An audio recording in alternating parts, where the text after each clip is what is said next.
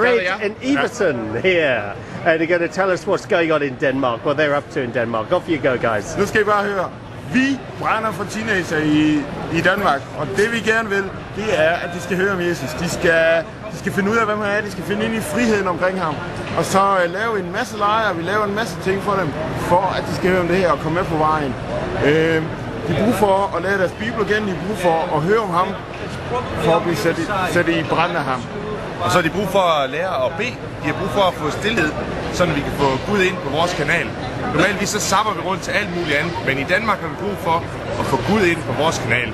Sådan at vi ikke bare sejler derudad med alle mulige verdslige ting, men at vi skal have Gud ind igennem Bibel og bøn. Og så også i vores fællesskaber, at der er plads til alle. At vi ikke bare er en stor gang. Sådan skal du være, men det skal være plads til alle. Og det skal være sådan, så at Gud forandrer deres måde at være på, så de siger, det er ham jeg vil følge, det er ham jeg vil leve med. Yes. Så det ændrer deres måde at se verden på. Så det er det vi brænder for, det er det vi laver. Yes, full time. Full time. I haven't a clue what you said, but thank you.